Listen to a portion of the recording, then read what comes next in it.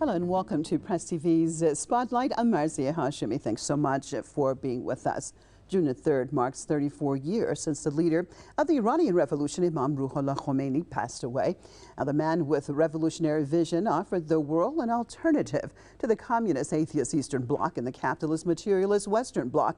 In 1989, those were the two fronts in which countries of the world were divided. However, what Imam Khomeini brought to the table was an ideology rooted in faith and a belief in God, combined with an ideology of sacrifice and resistance to improve oneself, one's society, and the world. And now, Iran continues on that path under the leadership of Ayatollah Sayyid Ali Khamenei, who reiterated during his commemoration speech on this occasion that the followers of the Islamic Republic must continue on the path of Imam Khomeini, which is transforming Iran, Islamic nations, and the world with faith and hope. We'll take a look at Imam Khomeini's legacy on this Spotlight. I'd like to welcome my guests to the program. Out of Qom, Abubakr Salati Bello, Vice President of the African Student Union.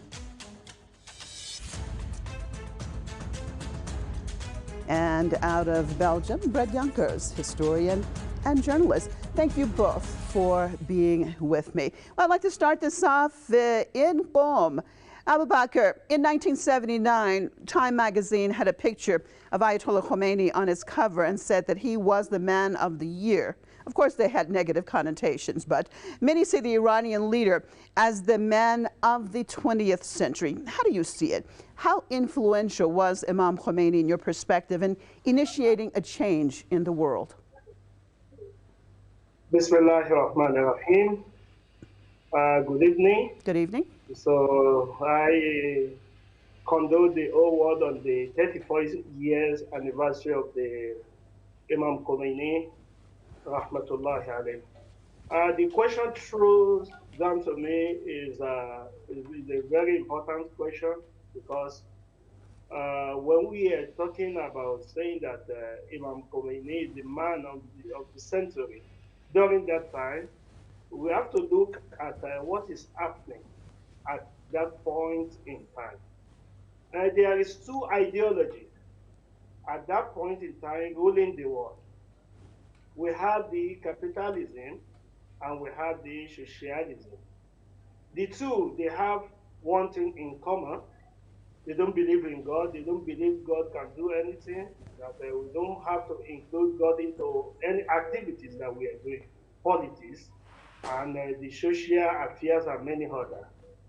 But Imam Khomeini, rahmatullahi alayhi, when he was successful in bringing this Islamic revolution in 1979, his own ideology is quite different from that. That we are neither with those who are claiming capitalism or socialism, but we believe in God, and we are going to use the ruling. Our ruling will be based on the Quran and the Sunnah, and using the A'immat al-Athar. All this all will be our basics. That is, we can bring the religion into the politics activities, social activities, and many other activities. So, because they don't believe in this. So, bringing new this thing, it changes the whole thing in the whole world. So, bringing new agenda, that is, beside the socialism, capitalism, there is another set of government that can rule the world within the Islamic government. All right. Well, Brett, when Iran was saying that there was a third and independent path for countries, was when the two blocs were basically at the peak of their worldly power. How significant is it that despite that, Imam Khomeini was fearless in the face of these worldly powers and had the foresight to know their limitations and Iran's possibilities? Well, this is, of course, a very... the importance of this decision can actually not be overstated, and not just for Iran, but for the entirety of the Islamic world and the entirety of what is now often collectively known as the Global South. Because we have to bear in mind that at the time when this was taking place, at the time of the Islamic Revolution in 1979, indeed it seemed that there was only a choice between backing either one of the two superpowers that at that moment existed. But that was not necessarily true, because every country can chart its own path and can choose its own course, and can develop alongside the way that its own history and its own identity can warrant for it. And I think Imam Khomeini has been one of the most prominent figures within the 20th century in particular to really showcase that and to really say, you know, we can chart a course of our own making based on one side, our own religious wisdoms, on our own religious legacy, the ancient values that have existed in Iran for centuries.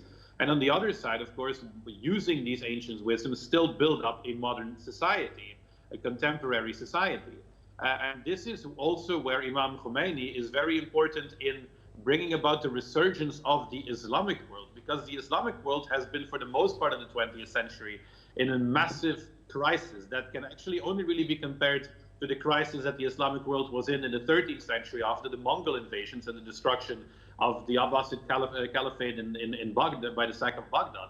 The Islamic world, especially in the time period right after the British and French colonial and the American neo-colonial enterprises there, was in such a massive crisis in terms of identity, in terms of philosophy, in terms of its own religion, its own morality, that it was very difficult for a lot of Muslims up until 1979 to really see the possibility of having a renaissance in their own country. And it is Imam Khomeini who has been the most important figure to showcase that a renaissance that it is possible in the Islamic world. Prior to Imam Khomeini, there were two major camps really in the Islamic world during the 20th century. You had the camp of ultra-traditional conservatives who wanted nothing to do with the modern world at all, whose intentions were probably righteous, but of course they could not stand up to the modern powers that existed because of their refusal to embrace any kind of modern technology, any kind of modern society. And on the other side, you had these Islamic leaders, these quote-unquote Islamic leaders, like the Shah of Iran, for example, who completely and totally threw in their lot with the West and westernized to the fullest extent possible. Imam Khomeini represented the golden path in the middle to showcase a proper Islamic path towards a modern and at the same time a just and righteous Islamic future. Okay. Well, Abubakr, why do you think the Iranian Revolution had such international appeal? When you look at this Islamic revolution, if you examine it, because people are wondering that is it possible, is it feasible that the religion, using the religion principle and religion fundamental to rule the world. They are thinking that it is not realizable. But gradually, we have seen it since 1979 up to this moment. So there is a progress, there is a good development in Iran, Islamic Republic of Iran, showing it to the world that with Islamic religion, you can do a lot of things. You can make a lot of progress, and you can see a lot of attacking from different areas. There is a different sanction on the Islamic Republic of Iran to be able to stop them, that they will not present another alternative to the world. Because earlier, before the Islamic Revolution, people are thinking that it is only these two ideologies. But with this Islamic Revolution of Iran, it brought out another alternative for people, that you can use this alternative to make the world to be better. Brett, in a recent interview I did with one of the founders of the Islamic Republic Guard Corps, Sepa Pasaran, Mohsen Rafiq Dus, he told me about how difficult it was for the leaders of the Iranian defense units during the 8 years Saddam Hussein imposed war. He said Imam Khomeini would not let them go after creating or procuring weapons of mass destruction. He told them that they could not burn down trees, they could not go after or use biological or nuclear weapons, because they were in this world to make it better, not to destroy. He wanted them to use weapons in order to defend themselves, but not to kill indiscriminately. This is despite that at least 10,000 Iranians were killed by Iraqi chemical weapons attacks and at least 100,000 injured. Let's talk about this and the significance, because when we compare, I mean, we have so many wars that we can compare this to, whether we're talking about the 20th century or currently, and the difference that this Islamic perspective brought to the table and was implemented by the Islamic Republic? That is something that indeed very much, it's very important to really hammer on that point a lot nowadays, especially since for the past 20 years or so, of course, the world has been plagued by groups of terrorist organizations that have been fomented and supported by the Zionists and by the Anglo-American power cabal. And these terrorist organizations, they use and abuse the name of Islam and the name of the Islamic religion in order to justify the terrorism. And there is a very specific reason, an extra specific reason, I think, for why this is done. And this is in order to fool people worldwide, especially non-Muslims, and to basically blind their eyes for the rules of warfare and the codes of conduct of warfare that Islam quite obviously and clearly prescribes. This is written down within the holy texts of Islam itself in the way in which war is supposed to be waged. When you look at the way in which the Prophet and in the way in which the early Islamic community waged war and the rules that they had for war, these are very modern sounding rules of war. You would almost think that they were penned down in Geneva in the 1940s during the Geneva Conventions, but these are very, very old but very basic fundamental humanitarian Islamic principles of warfare.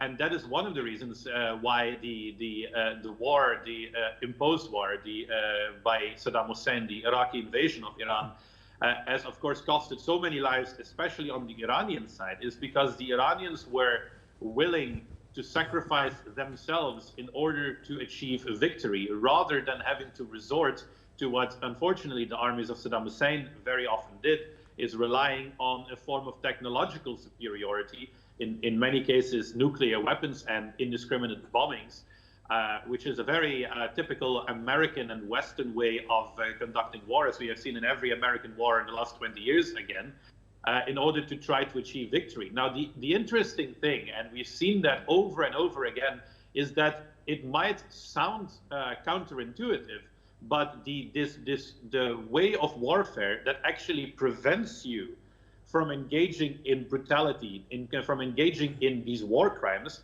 and the way of warfare that actually tells you to sacrifice yourself rather than maximize the suffering of the enemy, in the end, as weird as it may sound, that way of warfare usually wins the day. It might last a bit, it might take longer. It might, of course, cost a whole lot of lives on your side of the battle if you are the one on the moral high ground. But in the end, you will most likely win. And the reason for that is that wars very often are also won by hearts and minds. And you cannot win hearts and minds by indiscriminately destroying an enemy.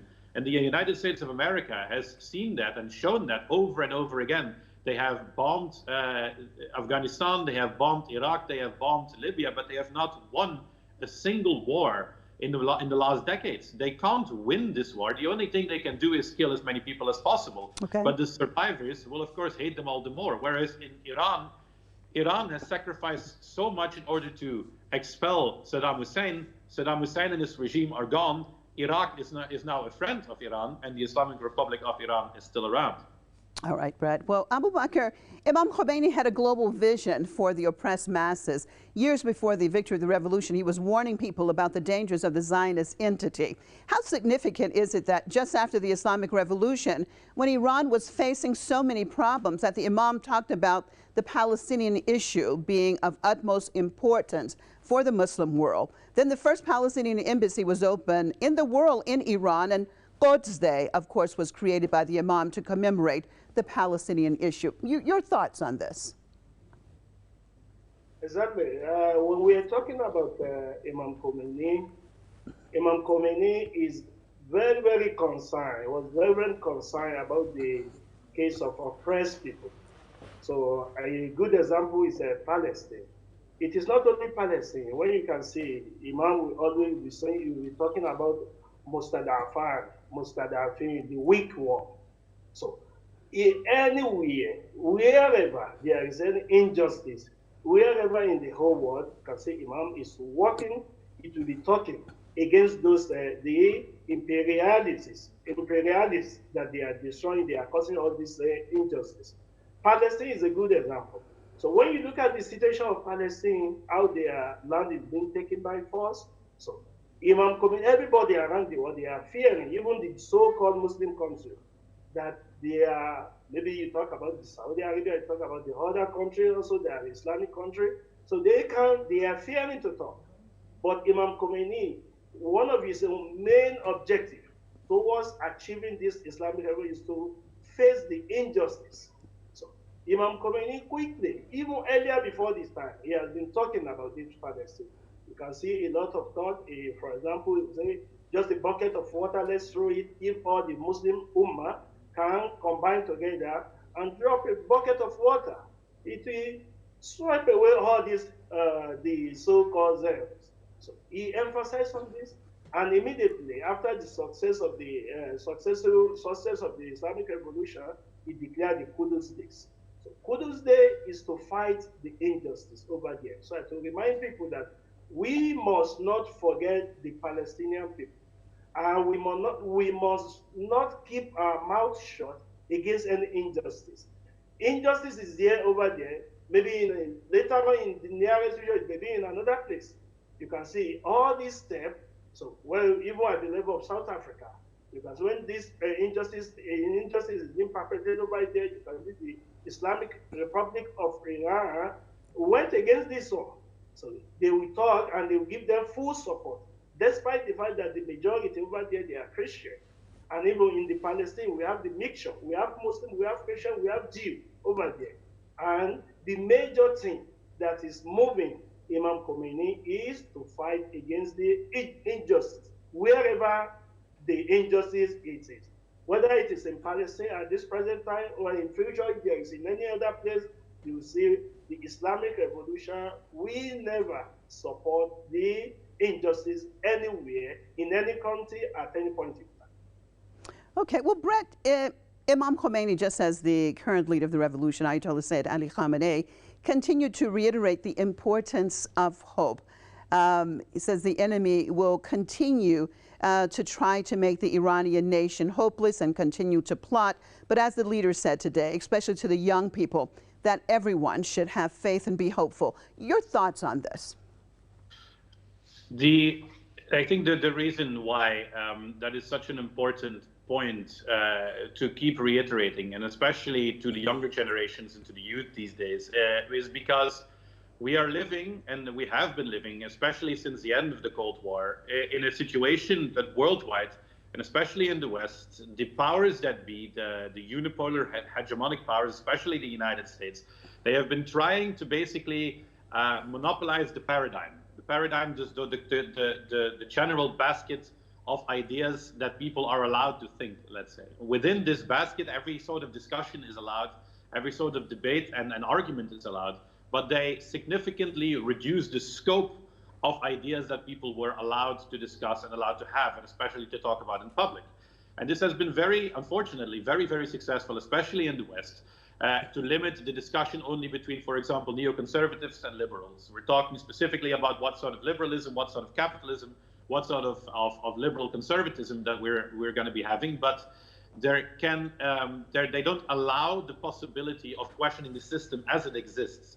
There have only been a few countries in the past 30 years that have really questioned the system worldwide as it exists. And one of those countries ever since 1979, and then one that has continued even after the unipolar world started in the early 90s, when the American domination was almost complete.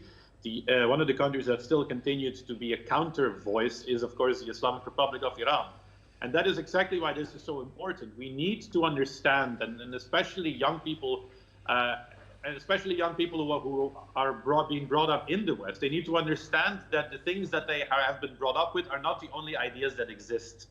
That there are other possibilities, there are other options, and we need to be able and we need to be allowed to discuss these options. And one of these things is indeed having a religious identity as a basis of a political system. And that is exactly what Iran has been doing. And the inspiration from Iran has, of course, spread towards countries like Lebanon, like Syria, like Iraq, like Yemen, etc. And so it is very, very important that Iran keeps that inspiration alive, and that they keep understanding that the regime change attempts that America is trying to implement in Iran are not unavoidable. They're not inevitable natural consequences of the course of history. That is exactly what the Americans want people to believe, because they want people to be fatalistic. They want people to be pessimistic, because that way, in the end, they will accept the American system as the only possible system that exists. And that is exactly why this war of ideas, the soft war, as the Ayatollah Khamenei has often called it, that's why this soft war, this battle of ideas, needs to be continued to be waged and needs to be continued to be fought. This hegemony has to be broken, and this plurality of ideas and the possibility of a different system and a different worldview has to be continued to be allowed to exist. And on that note, I thank both of you for being with me. Abubakr Salati Bello, Vice President of the African Student Union out of Qom, Brecht Jonkers, historian and journalist outside Belgium. Thank you so much. And as always, viewers, thank you for being with us on another Spotlight. I'm Marzieh Hashimi, signing out for myself and all the crew right here in Tehran. Hope to see you right here next time. Goodbye.